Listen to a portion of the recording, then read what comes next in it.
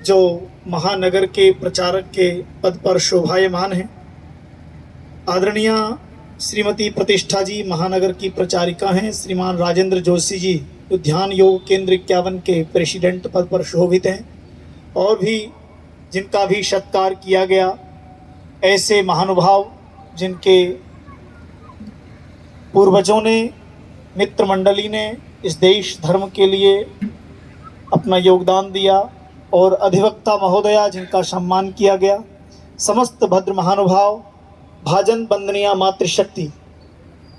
बहुत ही सुंदर, मैं आया तो एक भजन चल रहा था कि मानुष जाति एक, गजब का भजन माताओं ने गाया। वास्तव में इस सिद्धांत पर जब से हम सब विमुख हुए हैं, तब से राष्ट्र ही नहीं समाज देश बटा है, और इन सब का एक मूल कारण है कि हम अपनी राष्ट्रीयता की अस्मिता को ठीक प्रकार से नहीं जान पाए। राजते विराजते प्रकाशते, जहां पर विद्यमान होकर के अनेकों प्रकार के राजा शोभायमान होते थे और अपने देश के द्वारा दुनिया को वो संदेश देते थे, जिस संदेश के द्वारा जनमानस आनंद की प्राप्ति करता था, प्रेम और आनंद के वातावरण में जी करके प्रत्येक प्राणी मात्र के कल्याण की भावना रखता था, वह संदेश अगर कोई देता था तो ये भारत की भूमि देती थी, जो सोने की चिड़िया और विश्व गुरु की उपाधि को प्राप्त थी। एक ही नहीं, अनेकों राजाओं ने अपनी उन विचारधाराओं से, जो विचारधारा आदिकाल सृष्टि में परमपिता परमात्मा ने वेद के ज्ञान के द्वारा दी, और कहा, हे दुनिया के लोगों, अगर तुम्हें इस संसार के समस्त पदार्थों का सच्चा ज्ञान करना है और उन पदार्थों का ठीक प्रकार से उपयोग करना है, उपभोग करना है, क्योंकि परमात्मा ने इस संसार के पदार्थों को बनाया है। दुनिया के अंदर कोई भी व्यक्ति ये सोचे कि मैं एक पेड़ का पत्ता बना दूंगा, नहीं बना सकता। परमपिता परमात्मा की कितनी सुंदर रचना है। जिस समय माँ के गर्भ में बालक का निर्माण हो रहा होता है, उस माँ को भी नहीं पता कि मेरे गर्भ में पलने वाला बालक का कौन सा अंग कब बन गया। कितनी सुंदर ईश्वर की रचना है। बंधुओं, उस ईश्वर की रचना को देखो, उन माताओं की कोख को देखो जिन्होंने ऐसे लालों को जन्म दिया, देश धर्म के लिए अपने प्राणों की आहुतियां दे दी। चाहे पंडित राम प्रसाद बिस्मिल हो, अशफाक उल्ला खां, लाला लाजपत राय, भगत सिंह, चंद्रशेखर आजाद, नेताजी सुभाष चंद्र बोस हो, ये वो महान क्रांतिकारी हुए जिन्होंने राष्ट्र देश धर्म की व्यवस्थाओं को समझा और सोचा कि आने वाली पीढ़ियों के सामने ये गुलामी की जंजीरें न देखनी पड़ जाएं। एक वीर सावरकर, जिसने केवल ये कहा गया कि लिखो, उन्होंने कोई परीक्षा पास कर ली, कहा कि लिखो कि मैं इस अंग्रेजों की हुकूमत के साथ, ब्रिटिश राज्य के साथ, उनकी निष्ठा के साथ काम करूंगा। वीर सावरकर कहता है, मैं बिल्कुल नहीं लिख सकता। परीक्षा पास कर ली, लेकिन ये नहीं लिखा उस व्यक्ति ने। उसका परिणाम क्या हुआ कि उसे 2-2 आजीवन कारावास हुए, और जहां पर 50 वर्ष का कारावास और इकलौता बेटा चला गया हो, बेटा चला गया, पत्नी मिलने गई, क्या विचारधारा रही होगी। पंडित राम प्रसाद बिस्मिल के जीवन को देखो। वो कहता है कि अपने जीवन देश धर्म की क्रांति की चिंगारी उसने कहीं से प्राप्त की थी। याद रखना, उसको प्रेरणा देने वाला केवल एक सत्संग था। जहां नौजवान जा रहा था, कहीं सत्संग हो रहा था, उस सत्संग का प्रभाव ऐसा पड़ा कि देश धर्म की उस धड़कती हुई ज्वाला में एकदम उस देश की स्वतंत्रता के आंदोलन की व्यवस्थाओं में कूदा और देश के लिए अपने जीवन को आहूत कर दिया। इस संसार में धर्म के पथ से किंचित मात्र भी हमें विचलित नहीं होना है। देश की रक्षा की कहीं बात आ रही हो, धर्म की रक्षा की कहीं बात आ रही हो, समाज के उत्थान की कहीं बात आ रही हो, राष्ट्र की रक्षा से संबंधित कहीं सत्संग सम्मेलन हो रहे हों, वहां पर हमें बढ़ चढ़ करके अपना योगदान देते रहना चाहिए। मैं आयोजकों का बहुत बहुत धन्यवाद करना चाहता हूं हृदय की गहराइयों से, जिन्हें पुरुषार्थ के द्वारा, जिन्होंने बहुत पुरुषार्थ किया और आप सभी लोगों को आमंत्रित किया ऐसे धार्मिक आयोजन में। और इस आयोजन में उन वक्ताओं का धन्यवाद करना चाहता हूं कि आप सब लोगों को मिला करके एक अपनी वैदिक संस्कृति की पताका को, सत्य सनातन वैदिक धर्म जो हमारा आदिकाल का है, जो निरंतर चला रहा है आदिकाल की सृष्टि से, उस सत्य सनातन वैदिक धर्म की पुनर्स्थापना के लिए उन महापुरुषों, क्रांतिकारियों, बलिदानियों के स्मरण को रखते हुए ये आयोजन किया जा रहा है। मैं हृदय से पुनः आयोजन समिति का भी और सभी वक्ताओं का भी बहुत बहुत हृदय से धन्यवाद करता हूं और आप सभी से यह आशा और अपेक्षा करता हूं, शनो बंधुर जनिता सविधाता, परम पिता परमात्मा हम सबका गुरुओं का भी गुरु है, वही परम पिता परमात्मा हम सबका राजाओं का भी राजा है और वही परम पिता परमात्मा हम सबका बोलो न्यायाधीश है। कोर्ट कचहरी में बैठने वाले न्यायाधीश नहीं अपितु निर्णायकाधीश होते हैं। एडवोकेटों की दलीलों के आधार पर अपना निर्णय सुनाते हैं। निर्णय गलत भी हो सकता है, सही भी हो सकता है, लेकिन वेद मंत्र कहता है सनो बंधुर जनिता सविधाता। अरे वही परम पिता परमात्मा हम सबका गुरुओं का गुरु, राजाओं का राजा और न्यायाधीश है। उसी की सत्ता, उसी के परमात्मा हम सबकी बुद्धियों को सन्मार्ग की ओर प्रेरित करे।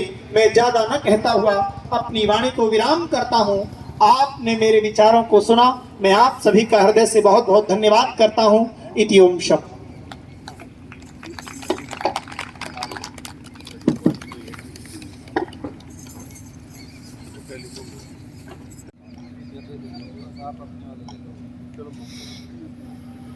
ओम श्री भगवते वासुदेवाय नमः।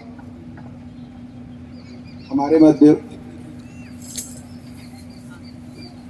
कथा व्यास श्री हरि महाराज जी पहुंच चुके हैं। मैं कार्यक्रम अध्यक्ष श्री भूपेंद्र कुमार जी एवं श्री ध्यान योग केंद्र से श्री राजेंद्र जोशी जी से आग्रह करूंगा, कृपया आचार्य जी का, कथा व्यास जी का स्वागत अभिनंदन।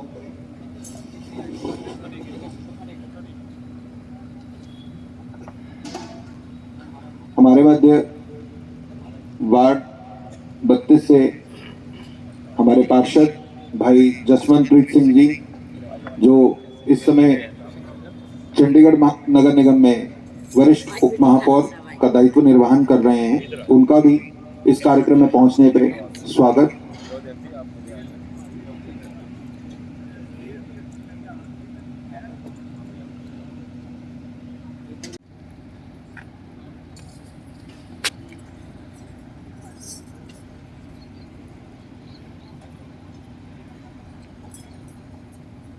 सहयोग अवश्य देते हैं। आपका हार्दिक अभिनंदन। क्या नहीं है, भारत एक महान सभ्यता है, एक ऐसी सभ्यता जिसने विश्व को वेद दिए, उपनिषद दिए, योग दिया, दर्शन दिया और जीवन जीने का सार दिया। आज प्रश्न ये नहीं है कि भारत आगे बढ़ेगा या नहीं, प्रश्न ये है भारत को पुनः विश्व गुरु कौन बनाएगा। इसका उत्तर स्पष्ट है, भारत का युवा। विश्व गुरु बनना मतलब दुनिया पर शासन करना नहीं, बल्कि दुनिया को मार्गदर्शन देना है। भारत हमेशा शक्ति से नहीं, संस्कार से, नेतृत्वता से चलता है। आज भारत दुनिया के सबसे बड़े युवा राष्ट्रों में से एक है। ये सिर्फ एक संख्या नहीं, बल्कि एक जिम्मेदारी है। यदि युवा अनुशासित होगा, राष्ट्र के प्रति समर्पित होगा और अपनी संस्कृति पर गर्व करेगा, तो भारत को विश्व गुरु बनने से कोई नहीं रोक सकता। राम का जीवन सिर्फ एक कहानी नहीं, बल्कि आदर्श नेतृत्व का प्रतीक है। रामचरितमानस में वर्णन मिलता है, देहिक देविक भौतिक तपा, राम राज्य नहीं कहूँ की व्यपा। अर्थात राम राज्य में कोई दुख नहीं था, कोई अन्याय नहीं था, कोई भय नहीं था। राम राज्य हमें सिखाता है, पहला, शासन धर्म पर आधारित हो, दूसरा, नेता जवाबदेही हो, तीसरा, समाज में समरसता हो और आखिर में विकास सबके लिए हो। आज जब हम गुड गवर्नेंस की बात करते हैं तो हमें याद रखना चाहिए, सदा नहीं, सेवा ही श्रेष्ठ शासन है। आज का युग टेक्नोलॉजी का युग है, विकास जरूरी है, मॉडर्नाइजेशन जरूरी है, लेकिन विकास के बिना साथ मूल्य नहीं होगा, तो समाज दिशाहीन हो जाएगा। भारतीय मूल्य क्या है? धर्म, जिसमें कर्तव्यों को अधिकार से ऊपर रखें। दूसरा, सेवा, जहां हम स्वयं से ज़्यादा समाज की सेवा पर ध्यान दें। नारी को शक्ति रूप में देखना और परिवार को समाज की नींव मानना। स्वामी विवेकानंद जी ने कहा था, उठो, जागो और तब तक मत रुको जब तक लक्ष्य प्राप्त ना हो। राष्ट्रीय स्वयंसेवक संघ का मूल्य सिद्धांत है व्यक्ति निर्माण से राष्ट्र निर्माण, जिसमें हम सीखते हैं अनुशासन, सेवा और त्याग।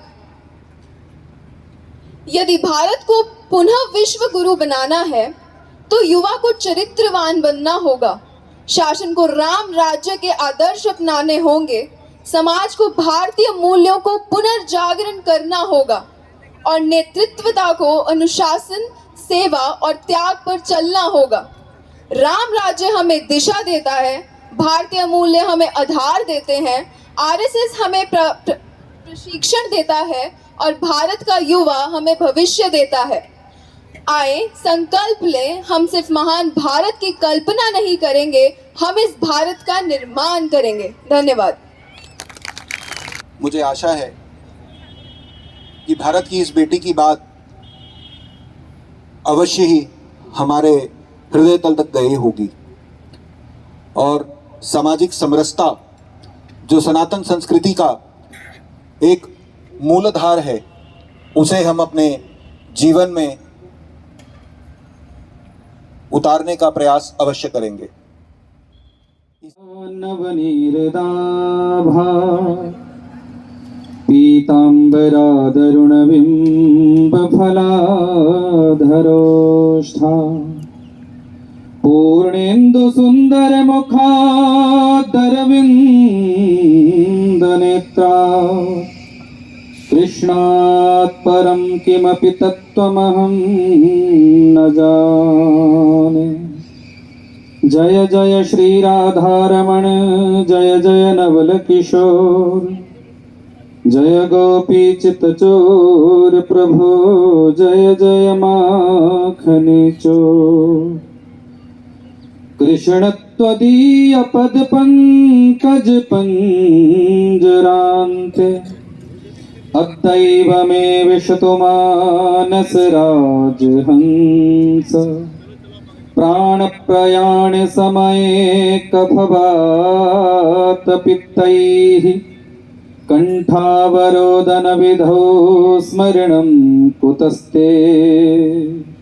बोलिए वृंदावन बिहारी लाल की, नंदनंदन सरकार की, कृष्ण कन्हैया लाल की, पावन भारत धरा की, समस्त भारतवासियों की, सत्य सनातन वैदिक धर्म की, माता पिता श्री की, सद्गुरुदेव भगवान की, आए हुए समस्त भक्तजनों की। तो बंधुओं, ये जो सनातन है, ये सनातन कोई सूक्ष्म नहीं है।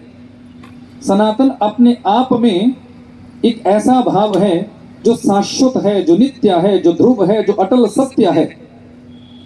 इसलिए देवताओं ने भी सनातन के विषय में गाया है कि सत्यव्रतम परम त्रिसत्यम, सत्यस्य योनिम निहितिम च सत्ये, सत्यस्य सत्यामृत सत्य नेत्रम, सत्यात्मकम त्वाम शरणम प्रपन्ना।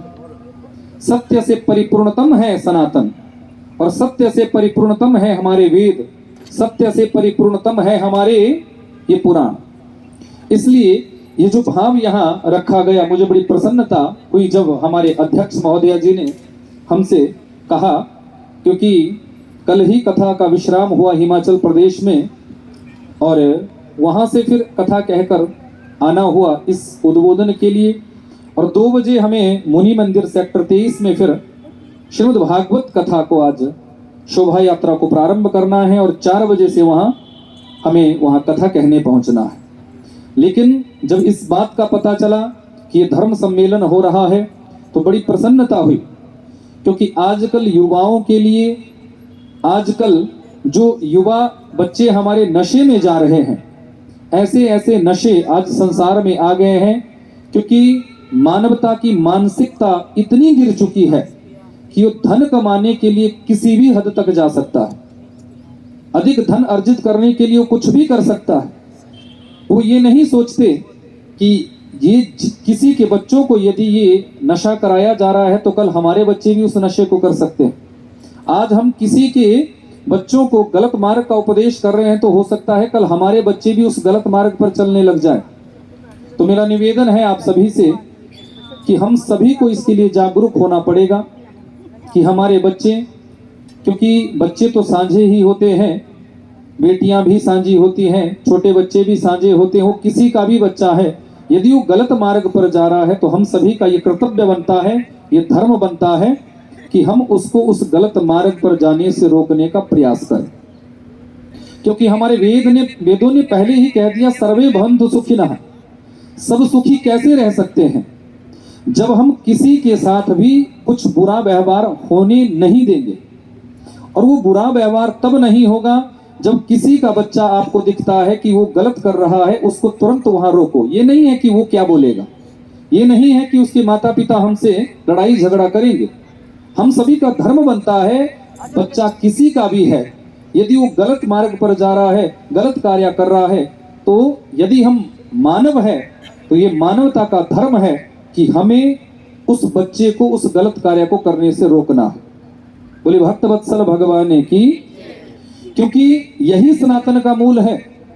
सनातन किसी को गलत मार्ग नहीं दिखाता, सनातन किसी को तोड़ने का भाव नहीं रखता, सनातन ने सबको जोड़ने का ही भाव रखा है। हमारे वेदों ने सबको जोड़ने का ही भाव रखा है, हमारे पुराणों में समरसता का ही भाव बताया है। आज हम जातियों में बंट रहे हैं, आज हम संप्रदायों में बंट रहे हैं, आज हम पंथों में बंट रहे हैं, आज हम अलग अलग भावों में बंट रहे हैं। पर बंधुओं, यदि हम बटेंगे तो निश्चित तौर पर कहीं ना कहीं कटेंगे। तो हम सभी को बटना नहीं है, हम सभी को एकजुट रहकर सनातन के कार्य को करना है, धर्म के कार्य को करना है, क्योंकि ये सब हमारे धर्म के ही सारे ये मूल हैं, सारे ये अंग हैं। अब वो अंग हमारा सिख धर्म भी हो सकता है, वो अंग हमारा जैन धर्म भी हो सकता है, वो अंग हमारा बौद्ध धर्म भी हो सकता है। ये सब एक ही परिवार है, कोई अलग नहीं है, क्योंकि ये सब हमारे ही परिवार का हिस्सा है, ये सब हमारा ही मूल सनातन है। यदि आप 1500 वर्ष पहले जाएंगे, 2000 वर्ष पहले देखेंगे तो सनातन के अलावा इस संसार में कुछ था ही नहीं। तो इसलिए सनातन मूल है और उस सनातन का हम सभी को ज्ञान रखना चाहिए, उस सनातन के भाव में हम सभी को जुड़ना चाहिए। और जितने भी हमारे ये सनातनीय पक्ष बने हुए हैं उन सब का संवर्धन करने का हम सभी का भाव होना चाहिए, क्योंकि यदि हम आज अलग अलग दिशाओं में भागेंगे तो फिर कहीं ना कहीं हमारे राष्ट्र पर भी समस्या आएगी और राष्ट्र के देशवासियों पर भी समस्या आएगी। और यदि हम एक रूप से चलेंगे, एक मार्ग में यदि चलेंगे, एक ही भाव में चलेंगे, इस भाव में रहेंगे कि परिवार में 5 बच्चे यदि किसी के हैं, हो सकता है उन 5 का मन भाव थोड़ा अलग अलग हो, लेकिन इसका मतलब ये नहीं है कि वो परिवार से अलग हो जाएंगे या उनको परिवार से अलग कर दिया जाएगा। वो है तो हमारे परिवार के ही, है तो हमारे ही सनातन भाव के। तो इसलिए बंधुओं, हम सभी को एकजुटता में रहना पड़ेगा। जितनी भी बुराइयां आज समाज में फैल रही हैं, उन बुराइयों को छोड़कर अच्छाइयों के मार्ग को हम सभी को अपनाना पड़ेगा। अपने बच्चों को हमें ऐसे संस्कार देने पड़ेंगे कि हमारी मूल संस्कृति क्या है। आज यदि बच्चों से पूछ लिया जाए कि तुम्हारी कुल देवी क्या है, वो उत्तर नहीं दे पाते। आज यदि बच्चों से पूछ लिया जाए कि तुम्हारे कुलिष्ठ कौन है, तो वो उत्तर नहीं दे पाएंगे। आज यदि बच्चों से पूछ लिया जाए कि तुम्हारा गोत्र क्या है, तो वो उत्तर नहीं दे पाएंगे। आज यदि बच्चों को हम अपनी सनातनी शिक्षा के बारे में कुछ भी पूछने लग जाए तो उनको उसका ज्ञान ही नहीं है। क्यों? क्योंकि हमारे बच्चे आज कॉन्वेंट स्कूलों में पढ़ रहे हैं, जहां पेट भरने की शिक्षा तो उनको दी जा रही है, पर क्या सनातन की शिक्षा उनको दी जा रही है? ये विचारणीय विषय है। इसलिए मेरा निवेदन है प्रत्येक माँ से, प्रत्येक पिता से, प्रत्येक भाई बंधु कुटुंबी जन से कि कम से कम जो शिक्षा आज हमारे स्कूलों में बच्चों को नहीं दी जा रही है, उस शिक्षा को हमें उनको देना है। क्योंकि राम कौन है ये बच्चों को पता होना चाहिए, हनुमान जी कौन है ये बच्चों को पता होना चाहिए, गुरु गोविंद साहिब जी कौन है ये बच्चों को पता होना चाहिए, गुरु नानक देव जी कौन है ये बच्चों को पता होना चाहिए। हमारे सनातन का मूल क्या है ये हमारे बच्चों को पता होना चाहिए। यदि ये ज्ञान हमने अपने बच्चों के बचपन में नहीं दिया तो बड़े होकर फिर वो इस ज्ञान से अछूते ही रहेंगे। अगर उनको संस्कारित हमने, क्योंकि जिस प्रकार एक कच्चा घड़ा होता है, कुम्हार जब घड़ा बनाता है ना, तो उस समय उस कच्चे घड़े में वो कुछ रेखाएं अंकित कर देता है, और वही घड़ा जब आवे में जाता है और वो घड़ा परिपक्व होता है, पर घड़े के साथ साथ जो रेखाएं अंकित की थी वो रेखाएं भी परिपक्व हो गई। अब वो घड़ा फूट सकता है, पर उस पर कुम्हार द्वारा जो अंकित रेखाएं हैं वो कभी जाएगी नहीं।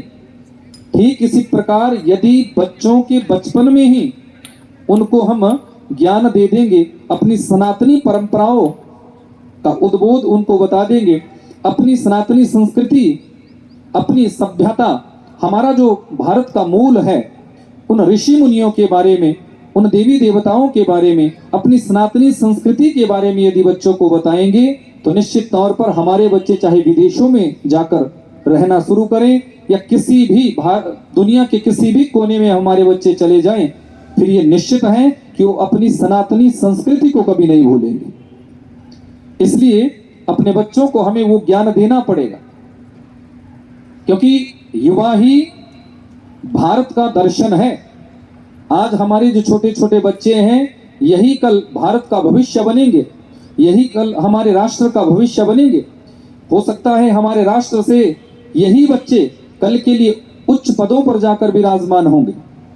तो उन बच्चों को उनके बचपन में ही सनातन की शिक्षा देना ये हम सभी का कर्तव्य है, ये हम सभी का धर्म है।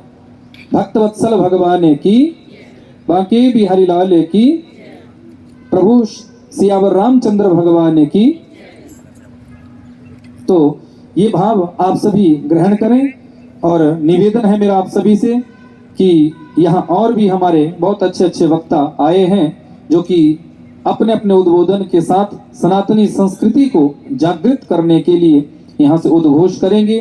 तो आप सभी जितने भी हमारे यहाँ श्रेष्ठ वक्ता आए हैं उन सब का उद्बोधन बड़े प्रेम से श्रवण करें और अपने जीवन में सनातन और सनातनी परंपराओं का निर्वहन करें, और देवी देवताओं का यजन पूजन, योग साधना, भजन, ये सब हम सभी को करना चाहिए। इसी के भाव के साथ पुनः मैं अपनी वाणी को विराम देता हूँ। बोले बांके बिहारी लाल की। और जितने भी यहाँ हमारे सनातनी प्रेमी एकत्रित हुए हैं उन सभी के लिए प्रेम भरी राधे राधे। क्योंकि हम कुछ ना कुछ दायित्व लेकर धरती पे आए हैं, मातृशक्ति की, मातृभूमि की सेवा के लिए आए हैं, तो इस पर भी हम ध्यान रखें। तो इसके लिए 4 लाइनें हमारी राष्ट्र सेविका समिति की प्रार्थना में आती हैं। सुशीला सुधीरा समर्था समेता स्वधर्मे स्वमार्गे परम श्रद्धया वयं भावि तेजस्वी राष्ट्रस्य धन्य जनन्यो भवे मेति देह शिशम। कि हे माँ, हमें ऐसा समर्थ बनाओ, ऐसी शक्तिशाली बनाओ, हमें ऐसी शील नारी बनाओ, समर्थ बनाओ कि हम अपने स्वधर्म पे चल के, अपने स्वमार्ग पे चल के, अपने मार्ग पे चल के अपने पुत्रों को, अपने भाइयों को, अपने पिता को और अन्य पुरुषों को एक सही राह दे सकें। हे माँ, हमें वो शक्ति दो कि हम अपनी मातृ को, भारत माता को परम वैभव पर लेकर जाएं। तो कहीं ना कहीं गृहस्थी में माताओं की, बहनों की एक विशेष भूमिका होती है।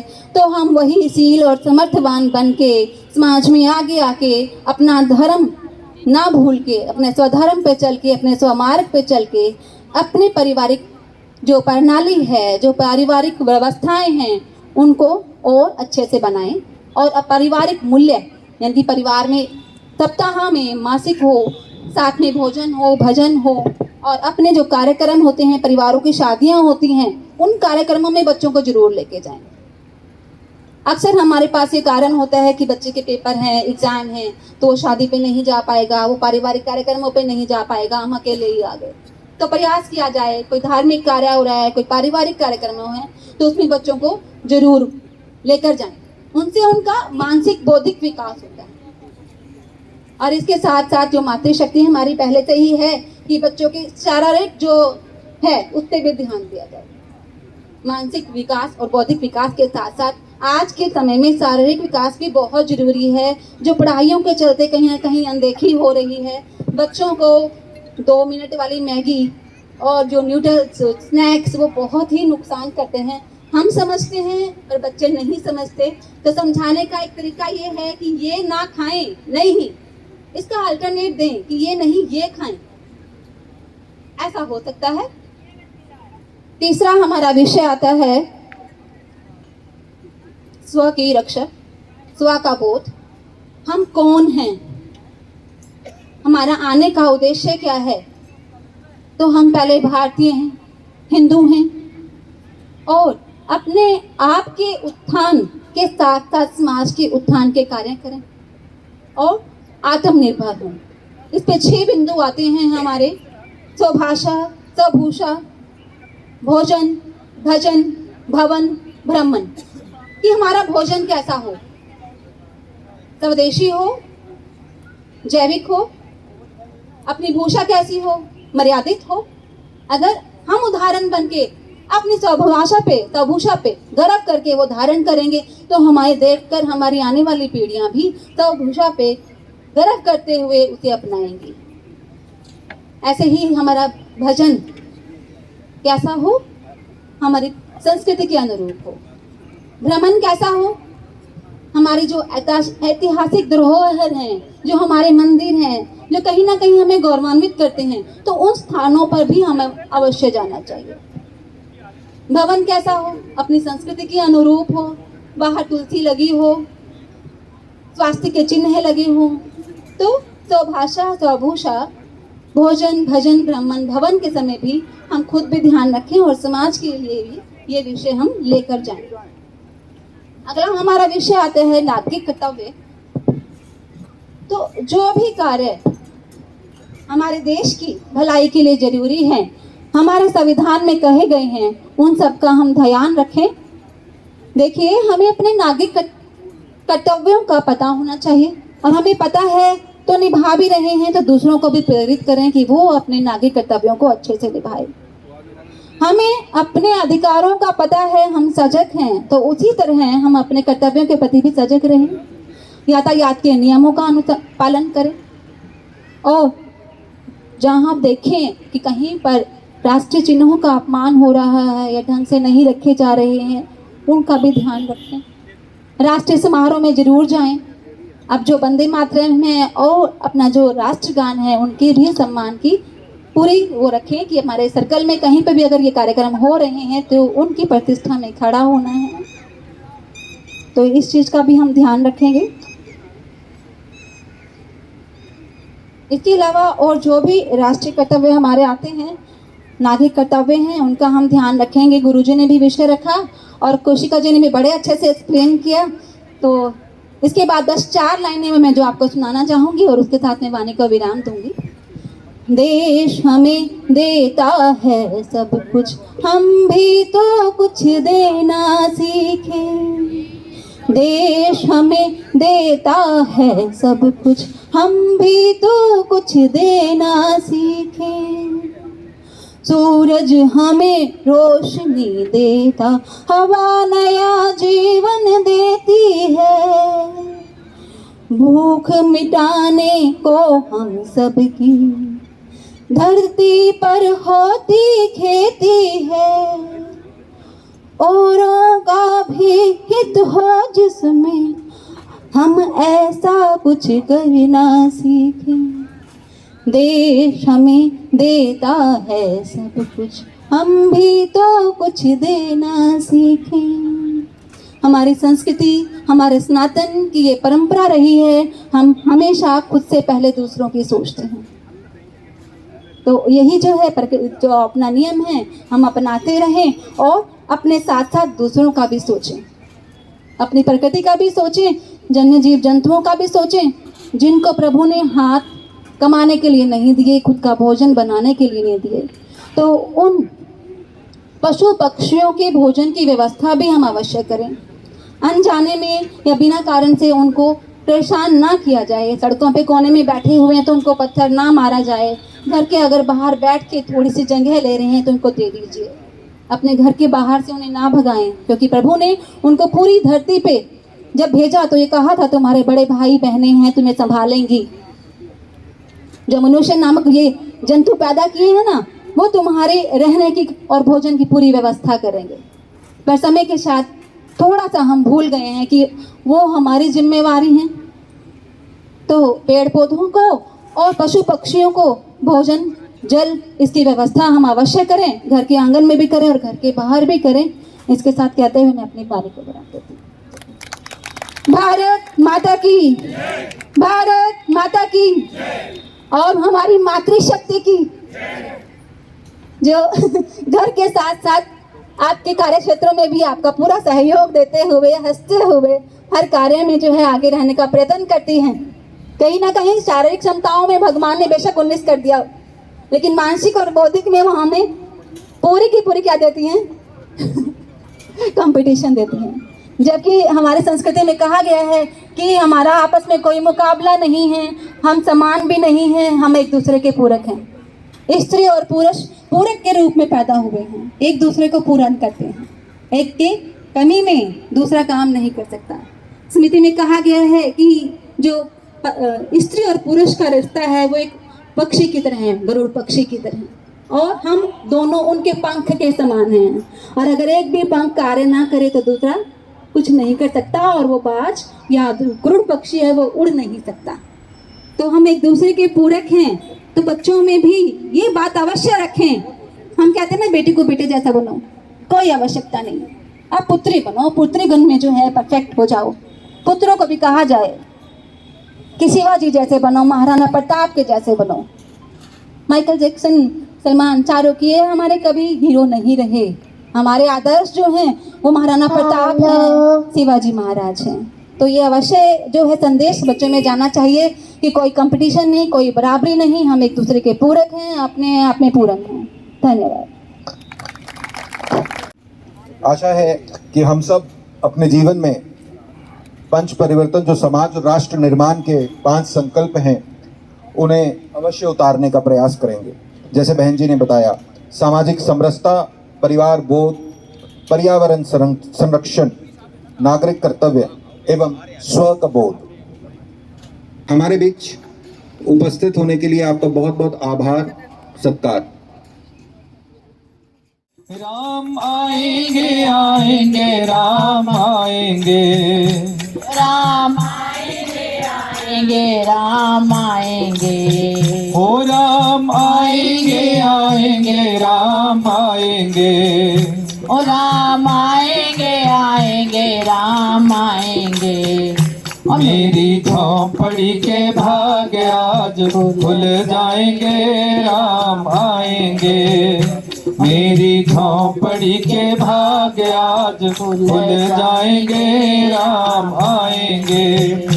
राम आएंगे तो अंगना सजाऊंगी, ओ राम आएंगे कभी गाएंगे भाई लोग भी। सजाऊंगी, ओ राम आएंगे तो अंगना सजाऊंगी, राम आएंगे तो अंगना सजाऊंगी।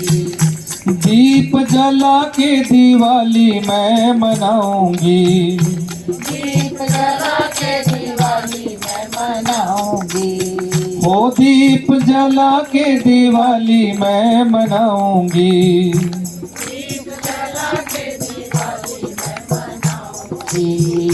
मेरे जन्मों के सारे पाप कट जाएंगे, राम आएंगे।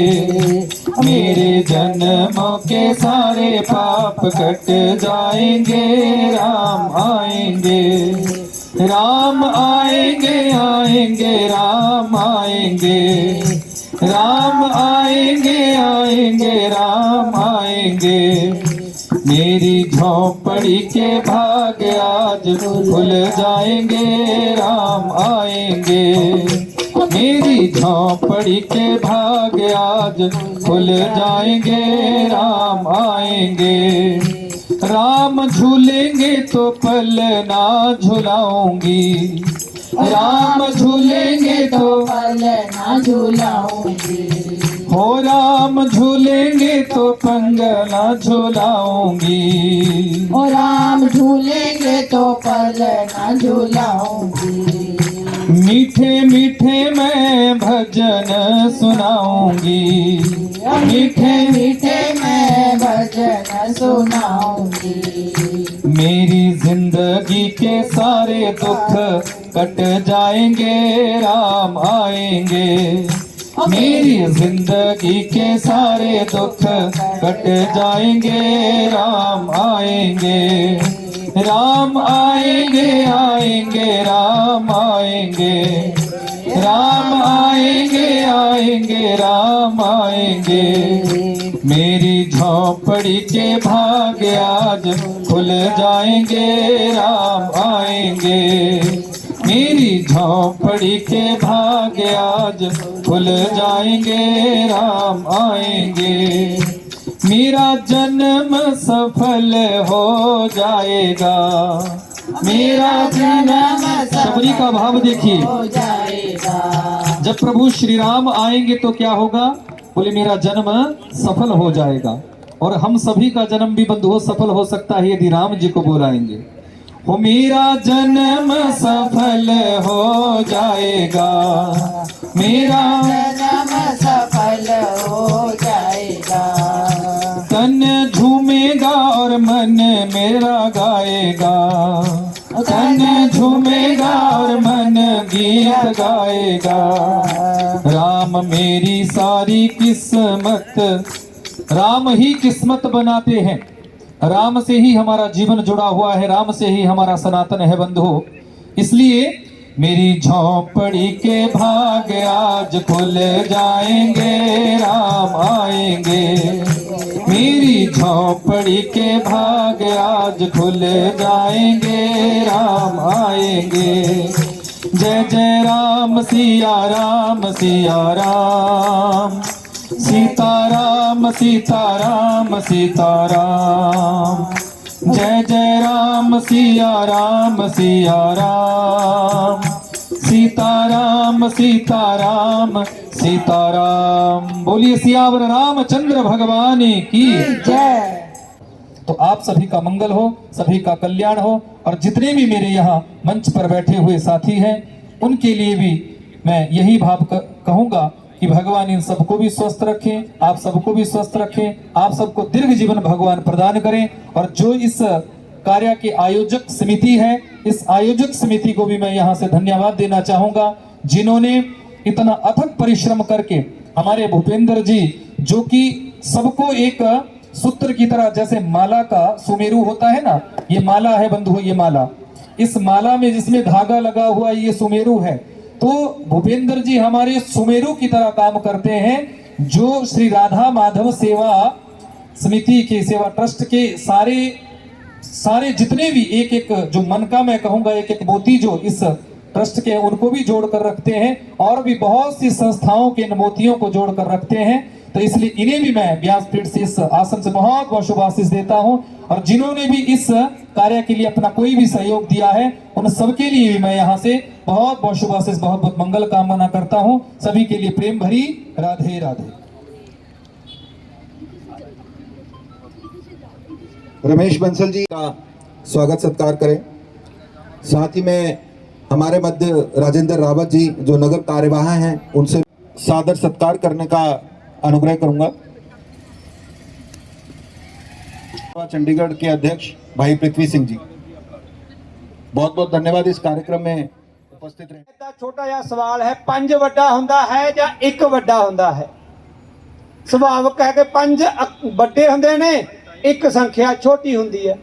ਪਰ ਜੇ ਮੈਂ ਤੁਹਾਨੂੰ ਸਵਾਲ ਕਰਾਂ ਕਿ 5 ਵੱਡਾ ਹੁੰਦਾ ਹੈ ਜਾਂ 1 ਵੱਡਾ ਹੁੰਦਾ, ਤਾਂ ਇਹ 5 ਨੂੰ 1 ਬਣਾਉਣ ਦੀ ਪ੍ਰਕਿਰਿਆ ਗੁਰੂ ਮਹਾਰਾਜ ਨੇ ਸ਼ੁਰੂ ਕੀਤੀ। ਇਸ ਲਈ ਜਾਤੀਆਂ ਨੂੰ ਖਤਮ ਕਰਕੇ, ਖੇਤਰਾਂ ਨੂੰ ਖਤਮ ਕਰਕੇ ਸਾਰਿਆਂ ਨੂੰ ਸਿੰਘ ਤੇ ਸਾਰਿਆਂ ਨੂੰ ਕੌਰ ਬਣਾਉਣ ਦਾ ਕੰਮ ਸ਼ੁਰੂ ਕੀਤਾ, ਕਿਉਂਕਿ ਸਾਡੀ ਵੱਡੀ ਸਮੱਸਿਆ ਹੋ ਗਈ ਸੀ। ਔਰ ਇਸ ਸਾਰੇ ਪਰਿਕਰਮ ਦੇ ਵਿੱਚ ਇੱਕ ਮਹਾਨ ਆਤਮਾ ਨੂੰ ਯਾਦ ਕਰਨਾ ਬਹੁਤ ਜ਼ਰੂਰੀ ਹੈ। ਉਹ ਮਹਾਨ ਆਤਮਾ ਸੀ ਮਾਤਾ ਗੁਜਰੀ। ਭੈਣੋ ਤੇ ਭਰਾਵੋ, ਅਸੀਂ ਸੁਣਦੇ ਹਾਂ ਮੂਲ ਨਾਲੋਂ ਵਿਆਜ ਪਿਆਰਾ। ਉਹ ਘਟਨਾ ਸਭ ਦੇ ਧਿਆਨ 'ਚ ਸਾਹਿਬਜ਼ਾਦਿਆਂ ਵਾਲੀ, ਪਰ ਮਾਤਾ ਗੁਜਰੀ ਦਾ ਜੀਵਨ ਇਸ ਤੋਂ ਵੀ ਕਈ ਗੁਣਾ ਵੱਡਾ ਸੀ। ਸਾਰੀ ਉਮਰ ਜਿਸ ਪ੍ਰਕਾਰ ਦੇ ਇਮਤਿਹਾਨ ਕਸ਼ਟ ਮਾਤਾ ਗੁਜਰੀ ਨੇ ਝੇਲੇ ਨੇ, ਦੁਨੀਆ ਦੇ ਇਤਿਹਾਸ 'ਚ ਕਿਸੇ ਹੋਰ ਔਰਤ ਦੇ ਹਿੱਸੇ 'ਚ ਨਹੀਂ ਆਇਆ। ਪਤੀ 20 ਸਾਲ ਵਾਸਤੇ ਬਾਬੇ ਬਕਾਲੇ ਤਪੱਸਿਆ ਕਰਦੇ ਨੇ, ਵਾਹਿਗੁਰੂ ਦੀ ਭਗਤੀ ਕਰਦੇ ਨੇ, ਮਾਤਾ ਗੁਜਰੀ ਸਾਂਭ ਸੰਭਾਲ ਕਰਦੇ। ਗੁਰਤਾ ਗੱਦੀ ਪ੍ਰਾਪਤ ਹੋਈ ਮਹਾਰਾਜ ਨੂੰ, ਮਹਾਰਾਜ ਯਾਤਰਾ ਤੇ ਨਿਕਲ ਗਏ, ਉਦਾਸੀਆਂ ਤੇ ਚਲੇ ਗਏ। ਮਾਤਾ ਗੁਜਰੀ ਇੱਕ ਨਵੇਂ ਪ੍ਰਦੇਸ਼, ਨਵੇਂ ਸ਼ਹਿਰ ਪਟਨਾ ਪਹੁੰਚ ਗਏ। ਪਰਿਵਾਰ ਸੰਭਾਲਿਆ, ਸਿੱਖ ਸੰਗਤ ਸੰਭਾਲੀ, ਬਾਲ ਗੋਬਿੰਦ ਸੰਭਾਲੇ। ਥੋੜੇ ਜਿਹੇ ਸੌਖੇ ਹੋਏ, ਚੱਕ ਨਾਨਕੀ ਆ ਗਏ, ਜਿਸ ਨੂੰ ਅੱਜ ਅਸੀਂ ਸ੍ਰੀ ਅਨੰਦਪੁਰ ਸਾਹਿਬ ਦੇ ਨਾਮ ਨਾਲ ਜਾਣਦੇ ਹਾਂ। ਮਹਾਰਾਜ ਨੇ ਤੈਅ ਕਰ ਲਿਆ, ਹੁਣ ਸੀਸ ਦੇਣਾ ਪੈਣਾ। ਦਿੱਲੀ ਜਾਣ ਦੀ ਤਿਆਰੀ ਕਰ ਲਈ। ਮਾਤਾ ਰੋਕਦੇ ਨਹੀਂ, ਮਾਤਾ ਟੋਕਦੇ ਨਹੀਂ। ਕਹਿ ਸਕਦੇ ਸੀ ਇਹ 9 ਸਾਲ ਦਾ ਬਾਲ ਹੈ ਮੇਰੇ ਕੋਲੇ, ਮੈਂ ਕੀ ਕਰਾਂਗੀ, ਮੈਨੂੰ ਤਾਂ ਪੂਰੀ ਉਮਰ ਕੋਈ ਆਰਾਮ ਹੀ ਨਹੀਂ ਮਿਲਿਆ। ਪਰ ਮੋਢੇ ਨਾਲ ਮੋਢਾ ਜੋੜ ਕੇ ਖੜੇ ਹੋਏ, ਚਟਾਨ ਵਾਂਗੂ ਖੜੇ ਹੋ ਗਏ। ਗੁਰੂ ਗੋਬਿੰਦ ਸਿੰਘ ਤਾਂ ਬਣੇ ਜੇ ਮਾਤਾ ਗੁਜਰੀ ਨੇ 75 ਤੋਂ ਲੈ ਕੇ 99 ਤੱਕ ਸਾਥ ਦਿੱਤਾ। ਤੇ ਜਦੋਂ ਸਭ ਤੋਂ ਵੱਡਾ ਸੰਕਟ ਆਇਆ, ਉਹ ਛੋਟੇ ਛੋਟੇ ਬਾਲ, 7 ਤੇ 9 ਸਾਲ ਦੇ ਪੋਤਰੇ, ਅਸੀਂ कहने ਆ ਨਾ ਜੀ, ਪੋਤਿਆਂ ਨੂੰ ਦੋਤਿਆਂ ਨੂੰ ਬੜਾ ਪਿਆਰ ਕਰਦੇ ਨੇ ਦਾਦੇ ਨਾਨੇ, ਦਾਦੀਆਂ ਨਾਨੀ। ਉਹ ਵੀ ਦੌੜ ਕੇ ਦਾਦੇ ਕੋਲੇ ਨਾਨੀ ਕੋਲੇ ਆ ਜਾਂਦੇ ਨੇ ਜੇ ਕੋਈ ਮਾਂ ਪਿਓ ਉਹਨਾਂ ਦਾ ਕੁਝ ਕਹਿੰਦਾ ਹੈ। ਮੂੰਹ ਦੇ ਵਿੱਚੋਂ ਮੌਤ ਸ਼ਬਦ ਨਹੀਂ ਸੁਣਨਾ ਪਸੰਦ ਕਰਦੇ ਅਸੀਂ ਉਹਨਾਂ ਦੇ। ਤੇ ਇੱਥੇ ਮਾਤਾ, ਉਹ ਬੁੱਢੜੀ ਮਾਈ ਜਿਹਦੇ ਕੋਲ ਨਾ ਪੁੱਤਰ ਹੈ, ਜਿਹਦੇ ਕੋਲ ਨਾ ਮਹਿਲ ਨੇ, ਨਾ ਮਨਾਰੇ ਨੇ, ਨਾ ਕਿਲਾ ਹੈ, ਨਾ ਸਿੱਖ ਨੇ, ਨਾ ਵੱਡੇ ਪੋਤਰੇ ਨੇ, ਕੁੱਲ ਮਿਲਾ ਕੇ ਪੂੰਜੀ ਦੇ ਨਾਮ ਤੇ 2 ਛੋਟੇ ਛੋਟੇ ਬਾਲ ਹੈ। ਜੇ ਉਹ ਬਾਲਾਂ ਨੂੰ ਬਚਾਉਣ ਵਾਸਤੇ ਮਾਤਾ ਗੁਜਰੀ ਉਸ ਸਮੇਂ ਕਿਸੇ ਵੀ ਪ੍ਰਕਾਰ ਦਾ ਫੈਸਲਾ ਕਰ ਲੈਂਦੇ, ਇਤਿਹਾਸ 'ਚ ਕਿਸੇ ਨੇ ਉਹਨਾਂ ਨੂੰ ਸਵਾਲ ਨਹੀਂ ਕਰਨਾ ਸੀ।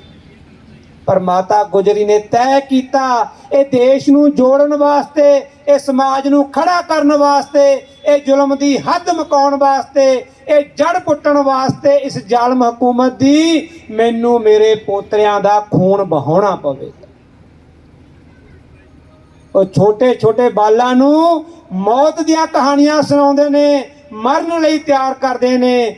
ਇਸ ਤੋਂ ਵੱਡਾ ਯੋਗਦਾਨ ਦੁਨੀਆ ਦੇ ਇਤਿਹਾਸ 'ਚ ਕਿਸੇ ਔਰਤ ਦਾ ਨਹੀਂ ਹੈ।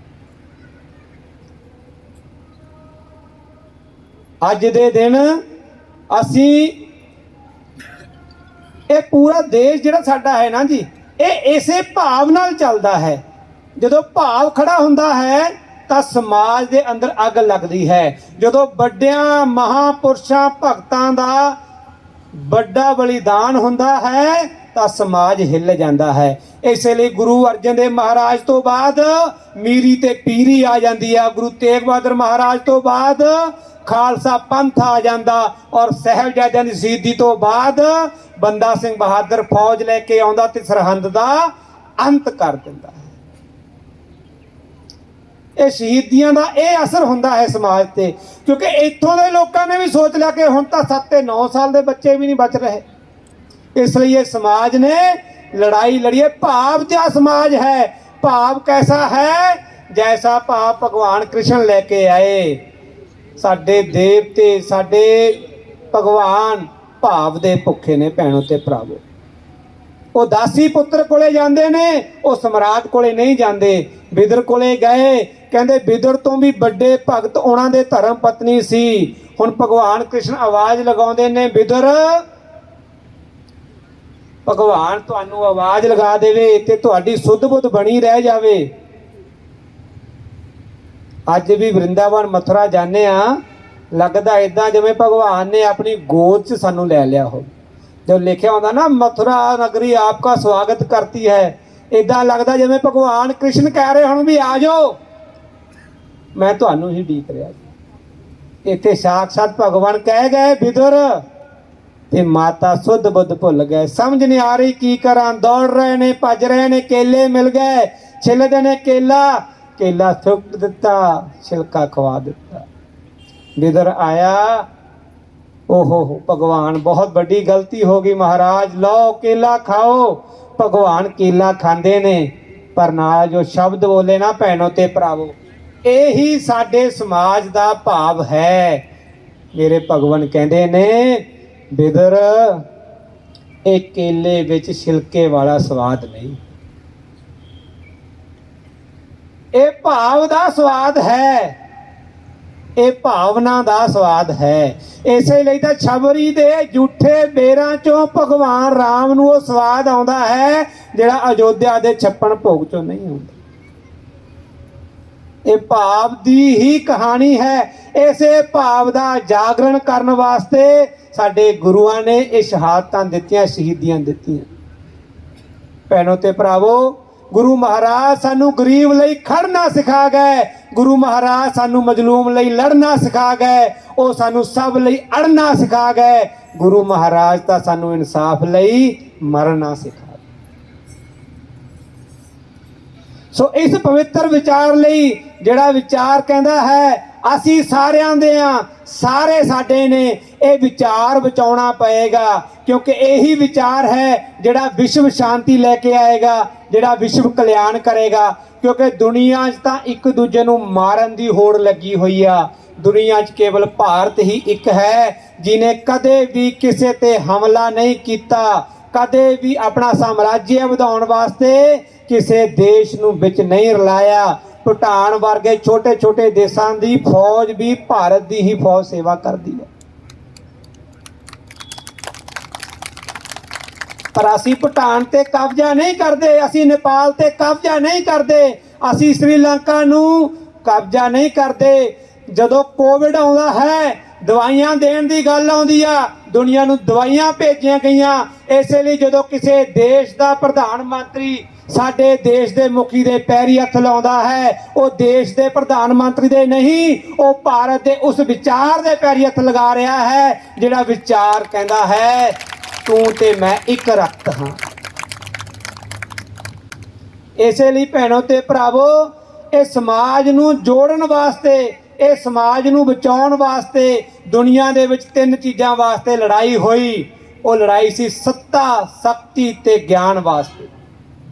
ਭਾਰਤ ਦੇ ਵਿੱਚ ਹਮੇਸ਼ਾ ਗਿਆਨ ਨੂੰ ਸਰਵੋਪਰੀ ਮੰਨਿਆ ਗਿਆ। ਇਸੇ ਲਈ ਸਿਧਾਰਥ ਸੱਤਾ ਤੇ ਸ਼ਕਤੀ ਨੂੰ ਛੱਡ ਕੇ ਗਿਆਨ ਲੈਂਦਾ ਹੈ ਤੇ ਬੁੱਧ ਬਣ ਜਾਂਦਾ। ਇਸੇ ਸੱਤਾ ਤੇ ਸ਼ਕਤੀ ਤੇ ਐਸ਼ੋ ਆਰਾਮ ਨੂੰ ਛੱਡ ਕੇ ਮਹਾਵੀਰ ਭਿਕਸ਼ੂ ਬਣ ਜਾਂਦੇ ਨੇ। ਅਸੀਂ ਕਹਿੰਦੇ ਆ ਗਿਆਨ ਸਰਵੋਪਰੀ ਹੈ, ਇਸ ਲਈ ਰਾਜੇ ਨੂੰ ਵੀ ਮੱਥਾ ਟੇਕਣਾ ਪਊਗਾ। ਪਰ ਜੋ ਦੂਜਾ ਸਿਸਟਮ ਚੱਲਿਆ, ਬਾਹਰੋਂ ਆਇਆ, ਉਹ ਕਹਿੰਦੇ ਸੱਤਾ ਤੇ ਸ਼ਕਤੀ ਪ੍ਰਾਪਤ ਕਰ ਲੋ, ਆਪਣਾ ਗਿਆਨ ਆਪਾਂ ਥੋਪ ਦਵਾਂਗੇ। ਭਾਰਤ 'ਚ ਥੋਪਣ ਦੀ ਪ੍ਰਕਿਰਿਆ ਨਹੀਂ ਰਹੀ। ਮੋਦੀ ਜਿੱਥੇ ਵੀ ਗਏ ਕਿਸੇ ਨੂੰ ਮਾਰਿਆ ਨਹੀਂ, ਡਰਾਇਆ ਨਹੀਂ, ਲਾਲਚ ਨਹੀਂ ਦਿੱਤਾ। ਇਹ ਕਿਹਾ ਭਾਈ ਇੱਕ ਤੁਹਾਡਾ ਵਿਚਾਰ ਹੈ, ਇੱਕ ਸਾਡਾ ਵਿਚਾਰ ਹੈ, ਜੇ ਤੁਹਾਨੂੰ ਸਾਡਾ ਵਿਚਾਰ ਠੀਕ ਲੱਗਦਾ ਹੈ ਤੁਸੀਂ ਸਾਡਾ ਵਿਚਾਰ ਅਪਣਾ ਲਓ। ਭਾਰਤ ਤਾਂ ਦੁਨੀਆ ਨੂੰ ਸੰਵਾਦ ਨਾਲ ਜੋੜਦਾ ਰਿਹਾ ਹੈ। ਭਾਰਤ ਨੇ ਤਾਂ 21ਵੀਂ ਸਦੀ ਵਿੱਚ ਵੀ ਦੁਨੀਆ ਨੂੰ ਯੋਗ ਦਿੱਤਾ, ਜਿਹਦਾ ਸ਼ਾਬਦਿਕ ਅਰਥ ਹੀ ਜੋੜ ਹੈ। ਅਸੀਂ ਯੋਗ ਦਿੰਦੇ ਆ, ਜੋੜਨ ਦੀ ਗੱਲ ਕਰਦੇ ਆ। ਇਸੇ ਲਈ ਦੁਨੀਆ ਨੂੰ ਜੇ ਬਚਾਏਗਾ ਤਾਂ ਉਹ ਭਾਰਤ ਦਾ ਇਹੀ ਵਿਚਾਰ ਬਚਾਏਗਾ। ਇਸੇ ਵਿਚਾਰ ਲਈ ਆਓ ਅੜੀਏ, ਲੜੀਏ, ਖੜੀਏ, ਲੋੜ ਪਵੇ ਤਾਂ ਮਰੀਏ। ਤੁਸੀਂ ਮੈਨੂੰ ਸੁਣਿਆ, ਤੁਹਾਡਾ ਬਹੁਤ ਬਹੁਤ ਧੰਨਵਾਦ। ਵਾਹਿਗੁਰੂ ਜੀ ਕਾ ਖਾਲਸਾ, ਵਾਹਿਗੁਰੂ।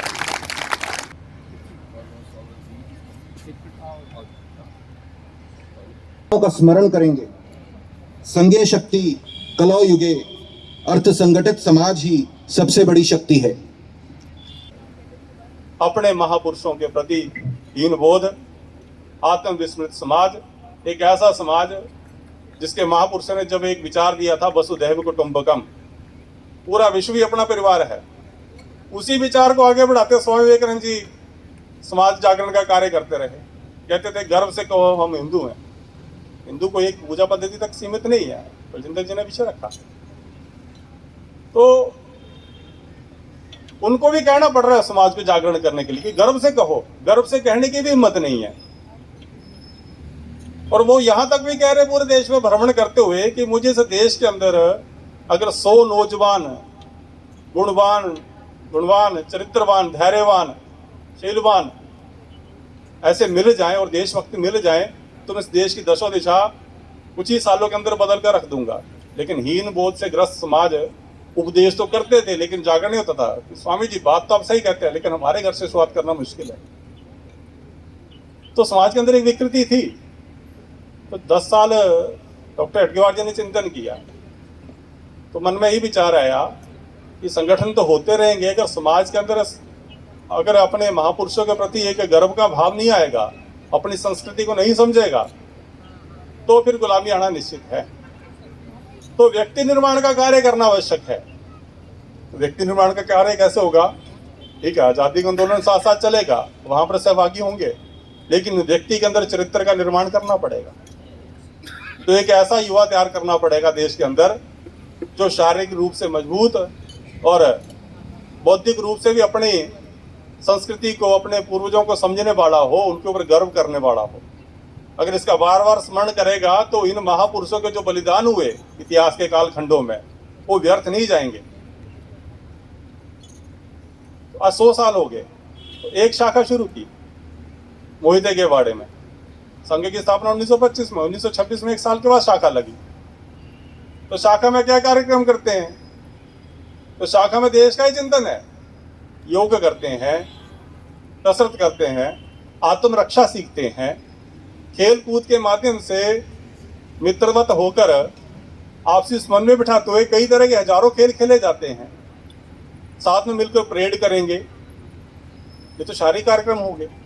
और उसके साथ ही बौद्धिक कार्यक्रमों में हर दिन हमारे देश के अंदर ऐसे कई कार्यक्रम होते हैं। एक रिसर्चर ने रिसर्च किया, बेंगलोर के हैं, कि हमारे देश को जोड़ने का सबसे महत्वपूर्ण कार्य क्या रहा, किस कारण से हमारा देश एक रहा। तो उन्होंने रिसर्च करके पाया कि हमारे देश के अंदर 1 साल के अंदर 2200 के करीब व्रत, त्योहार, बलिदान दिवस, जयंतियाँ, ऐसे उत्सव मनाए जाते हैं, जिसके कारण समाज कहीं ना कहीं संगठित होता रहता है और उसके कारण एकता का भाव समाज के अंदर निर्मित होता है। तो हर दिन कोई भी दिन आता है तो जिस भी महापुरुष के संबंधित कोई प्रसंग आता है उसका चिंतन रोज शाखा में होता है। तो 365 दिन रोज 1 घंटा इन्हीं विषयों का चिंतन चलता है। तो एक एक व्यक्ति जब अपने महापुरुषों को बार बार स्मरण करना शुरू करता है तो उनके बलिदान को भी समझता है। तो सिर्फ महापुरुषों के नाम को फॉलो करने से काम नहीं चलता। जब हम उनके बारे में पढ़ते हैं कि उन्होंने समाज के लिए क्या किया, तो शाखा का उद्देश्य यही रहा है कि बार बार स्मरण करना, उनकी कीर्ति को याद करना। भगवान श्री राम जी ने 14 साल का वनवास में होगा तो ध्यान में आए कि पूरे समाज को एक किया। आज पूरे भारतवर्ष में, पूरी दुनिया भर में उनके नाम लेने वाले हैं। श्री गुरु नानक देव जी ने पूरे देश भर में उदासियां की। तो देश भर के सुदूर दक्षिण में जगन्नाथपुरी से लेकर ढाका से लेकर मक्का तक वो जाकर गए। तो उद्देश्य क्या था? तो चिंतन पंजाब का नहीं था, चिंतन पूरे समग्र समाज का था। तो उनकी कीर्ति बहुत बड़ी है। उन्हीं के विषय को श्री गुरु तेग बहादुर जी ने आगे बढ़ाया, उसी मार्ग पर आगे बढ़े, उन्होंने वो उदासियां की। तो चिंतन किसका? संपूर्ण समाज को एक करने का। तो महापुरुष हम सबके हैं, उन्होंने हम सबके बारे में सोचा, लेकिन सब वही करेंगे इतने से पर्याप्त नहीं होगा। तो समाज का एक एक व्यक्ति अपनी अपनी भूमिका को समझे तो समाज फिर जागृत होता है। अगर बार बार संघ करने की आवश्यकता पड़ रही है तो हमारे समाज के ऊपर प्रश्न चिन्ह है कि धर्म की रक्षा करेगा कौन? श्री गुरु तेग बहादुर जी ने धर्म की रक्षा करने के लिए अपना बलिदान दे दिया, लेकिन आज क्या देख रहे हैं? छोटे छोटे प्रलोभन, नौकरी का झांसा देकर, विदेश जाने को लेकर, कुछ पैसों को लेकर उनकी कीर्ति को भी छोटा कर रहे हैं। अगर किसी को सेवा करनी ही है तो हमारा भारत का परिवार का अपना भाव एक अपना है ही है, वसुधैव कुटुंबकम का भाव है, सर्वदा भला। हम इस विचार को लेकर चलते हैं, किसी को बदले बिना भी सेवा की जा सकती है। इन लोगों को समझाना पड़ेगा कि धर्म की रक्षा का महत्वपूर्ण विषय तो हमारे सबके अपने करने का कार्य है, ये किसी संस्था का आधारित नहीं है। अपने धर्म सम्मेलन का भी उद्देश्य यही है कि जितना हो सके अपने बल पर अपने धर्म की रक्षा करना, अपने समाज की रक्षा करना। लेकिन धर्म की रक्षा भी तभी होगी जब देश रक्षित होगा, ठीक है, हमारी मान्यता हमारे महापुरुष हैं, लेकिन हम जिस देश के अंदर जिसकी सीमा के अंदर रहते हैं तो उसकी रक्षा सर्वप्रथम है। सिर्फ सेना का ही कार्य नहीं है। देश के अंदर ऐसे कई तत्व हैं तो देश को तोड़ने का विचार करते हैं। सबसे ज्यादा नुकसान मुझे लगता है कि मुगलों के समय में भी नहीं हुआ, मानसिक घात तो अंग्रेजों के समय में भी हुआ। 150 साल के अंदर अपना भारत 8 हिस्सों में खंड खंड होकर रह गया। 88 लाख वर्ग किलोमीटर का क्षेत्र था अपने देश का, और 150 साल के अंदर कितने हिस्सों में खंड खंड 8 हिस्सों में बटकर 32,87,263 वर्ग किलोमीटर तक सीमित हो गया, और आज भी प्रयास जारी है। तो संस्कृति को बचाएगा कौन?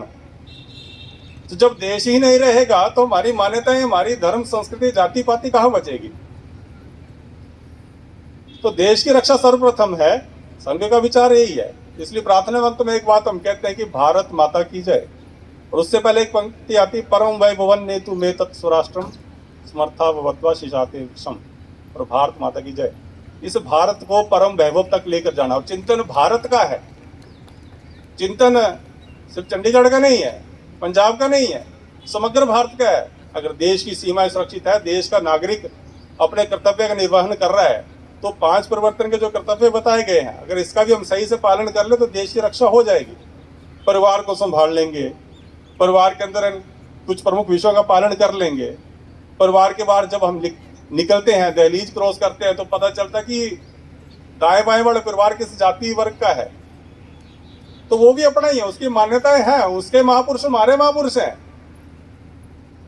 एक व्यवस्था, एक नीति का पालन करता है। तो समरसता, समाज को एक होकर चलना। संघ में एक विषय देते हैं कि एक ही मंदिर, एक ही मतलब पूजा स्थान, एक ही जल का स्थान और एक ही शमशान।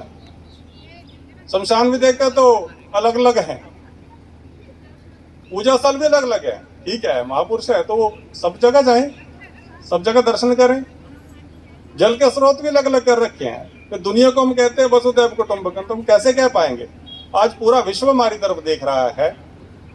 तो संकीर्ण मानसिकता रखते हुए नहीं, व्यापकता का विचार करते हुए हमें आगे बढ़ना है।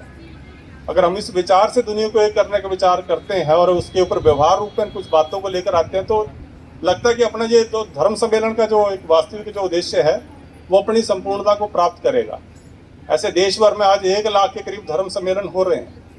तो धर्म सम्मेलन का उद्देश्य यही है कि समाज की सभी संस्थाएं, मत पंथ व्यवस्थाएं, जाति बिरादरी एक होकर आगे आएं और अपनी व्यवस्थाओं का पालन करते करते भी अपने कार्य का केंद्र अपना देश हो, अपना राष्ट्र हो। तो जब ये होगा तब विश्व गुरु बनेंगे।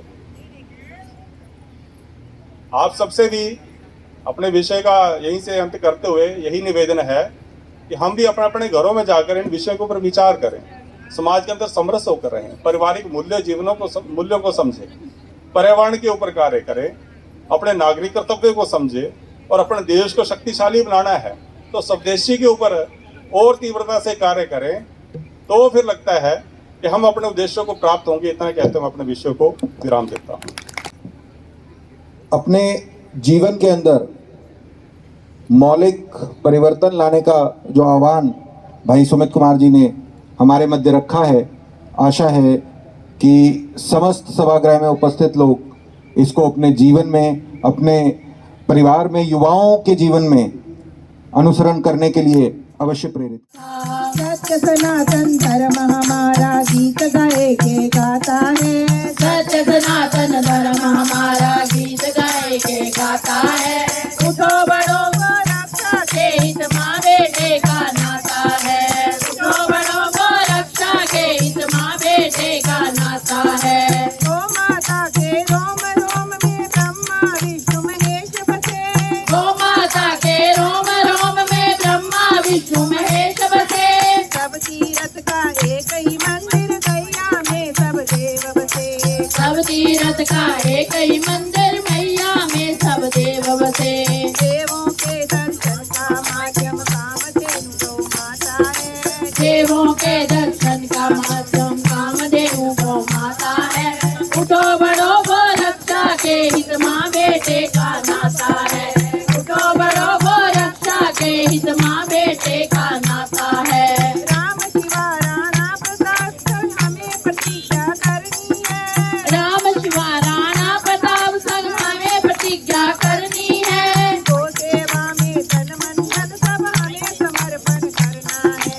गो सेवा में तन मन धन सब हमें समर्पण करना है।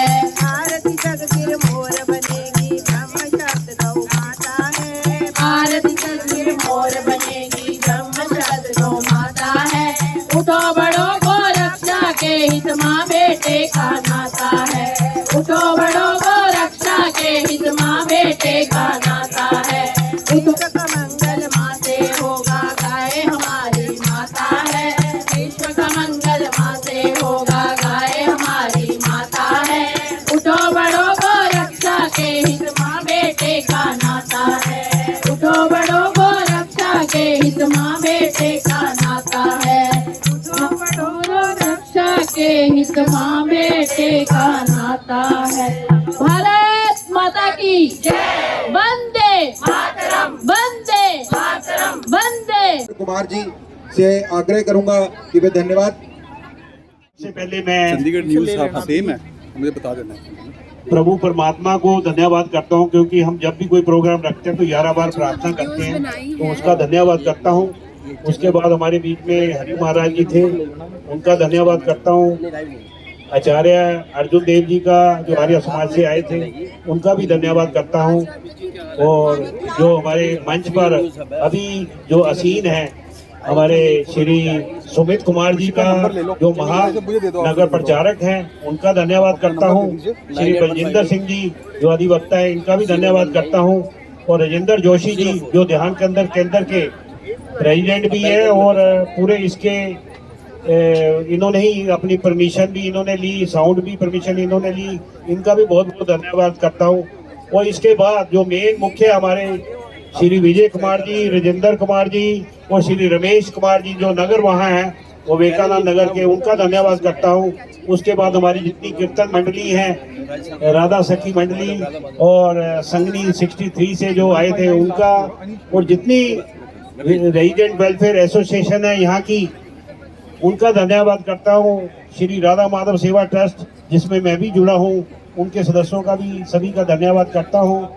और इसके बाद जो मुख्य जो है रूप से जो इस कार्य को सफल करने के लिए हमारी समितियों के सदस्य हैं, समितियां हमने बनाई थी कार्य करने के लिए, उन सब का मैं तहे दिल से धन्यवाद करता हूं। अंत में जो 50 सेक्टर और 51 सेक्टर और 63 सेक्टर से जितने निवासी आए हैं, उन सभी का मैं तहे दिल से धन्यवाद करता हूं, दिल की गहराइयों से धन्यवाद करता हूं, जिनकी वजह से दूसरा हमारे बीच में जो मुख्य जो इस काम को देख रहे थे, श्री राजेंद्र जोशी जी, रमेश शर्मा जी और रंजोत जी, और हमारे जो मंच संचालन जिन्होंने किया, समीर चाकू जी, और हमारे जिसका नाम नहीं मैं बोल पाया उसका भी धन्यवाद।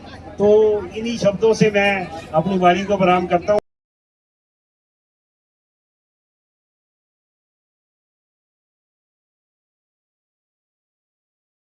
Thanks for watching. Please like, share and subscribe my channel.